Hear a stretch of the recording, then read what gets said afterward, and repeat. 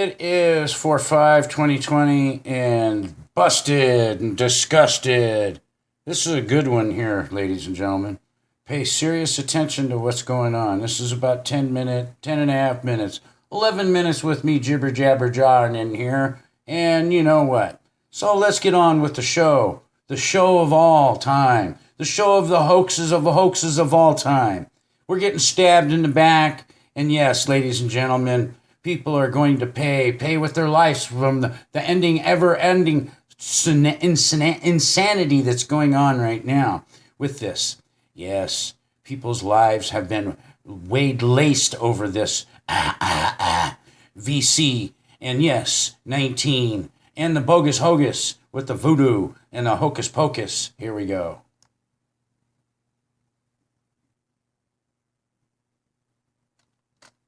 The mainstream media needs to stop, put its hands behind its head, and walk backwards slowly because they are busted.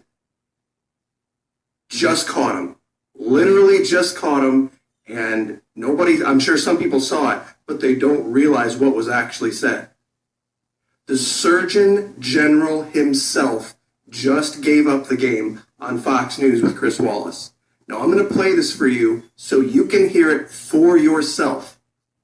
I cannot believe, one second while I just the volume. I cannot believe that this guy actually said this, but he nailed it.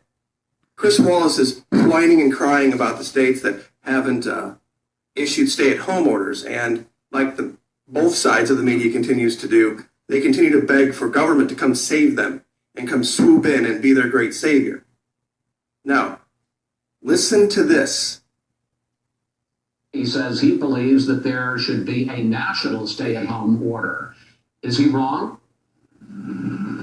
Well, Chris, it's important to understand that most people across the country are doing the right thing. Over 90% of the country is staying at home, and a good proportion, more than average, is staying home even in those 9 states. But the last time you and I talked, it was about opioids. People don't know, but I've run a state Department of Health. I've been involved in health for years.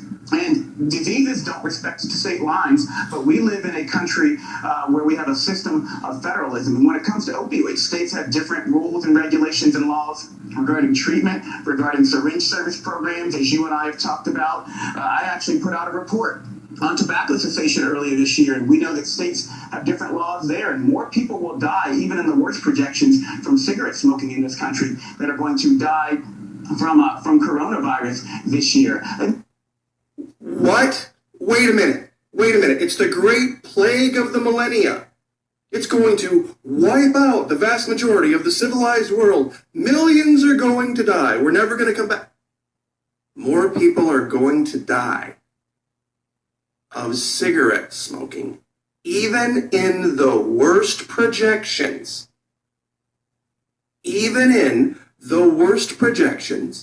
more people are going to die of cigarette smoking and cigarette-related issues than will die of coronavirus. Let's hear it again. Have different laws there, and more people will die, even in the worst projections, from cigarette smoking in this country that are going to die from coronavirus this year. And so we always are struggling with trying to get information out to guide people that we know will help them be healthy with states' rights. But it's why we put out these 30 days to stop the spread guidelines. These are essentially our national stay-at-home order, and we're working with governors to figure out their needs, their desires. One more important point, the 9 states that haven't yet done shelter-in-place orders are states that actually produce a large amount of our food. So they're struggling with issues concerning how they can provide for the rest of the country to be able to stay at home. But right now, what I would say to those governors is, if you can't give us a month, give us what you can. Give us a week. Give us whatever you can to stay at home during this. Wow, this guy is a national hero. This guy just gave it all up. More people are going to die, even in the worst projections, from cigarette smoking and cigarette-related issues, meaning emphysema, polyps, that type of thing. Wow. Boy, I tell you what, if that started circulating They'd have some answering to do. They just cost tens of millions of healthy people, their jobs. They just literally shut down the world's economic engine for something that's not even going to, remember this, in the worst projections, kill as many people as cigarette smoking does. And that includes secondhand smoke, for those of you that are out there typing, that's a choice, that's a choice. Not for everyone. So, why are we not now arresting the owners of Philip Morris and all the tobacco companies for criminal facilitation or criminally negligent homicide? Because don't we do that now? Remember the woman that walked into the grocery store? I wish I'd have brought up the link, but she did. She walked into a grocery store, a whole produce section. She started sneezing and coughing on everything just to be an asshole. And they had to throw away the whole thing. Tens of thousands of dollars worth of food. They charged her criminally. There was some other guy that went up and put his hands on some woman and said he gave her the coronavirus. They charged him criminally. There was actually, now that I think about that, there was it Jim Baker? I think it was Jim Baker. Was trying to push the silver solution stuff or some version of it. And they charged him with selling these solutions. But funny, hydroxychloroquine is unproven, untested, but they're allowing it to be used for compassionate use. Same thing with the issue with plasma, compassionate use. But somebody a month ago or a month and a half ago said, hey, you can take this, and there is some evidence out there, even if it's just anecdotal, that this helps boost your immune system so that you don't get sick. And they made all those people shut down their websites and charged them and made them out as if they were criminals. Really, more people in the worst projections are going to die from cigarette and cigarette-related issues. Reckless homicide, maybe? Negligent homicide? There's a laundry list of things you could charge these people with. I'm telling you what.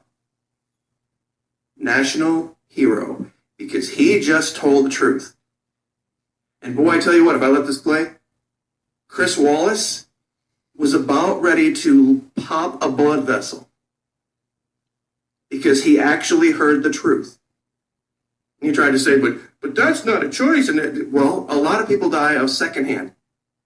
That's why you can't smoke in literally any restaurant.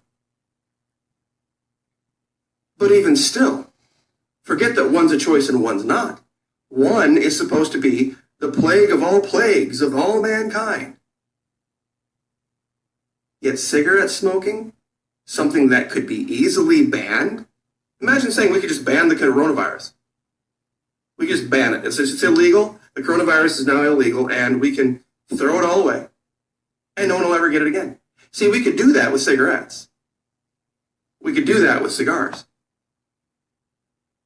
And we would be able to get rid of something that kills more people than coronavirus will in the worst projections. And I keep saying that because it's important, because a national figure on a national TV show, a member of this administration, just literally said what this channel has been saying for the last 2 months, that there are things out there that kill a lot more people every year than this. So you know what that means. Ho, ho, ho, and the bobo do. And yes, we are getting it in the rear end. Big time. How's it feel? Are you not entertained yet? Huh? How's that stretching of that rectum muscle? Huh? The fucking screwing of the lifetime. All of them are guilty for the shutdown, including the POTUS. They all went along with it. They didn't stop it. There's no excuse for derelict of duty. And they're all under that classification. Everyone that's in charge, everyone, even including this guy, because he's still going along with it. He's still getting up there and playing the game. It's all a part of the problem. And until we all of us agree that all of them need to be arrested, all of them need to be tried for treason and sedition.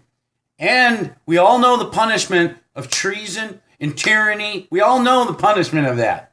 Boy, oh boy.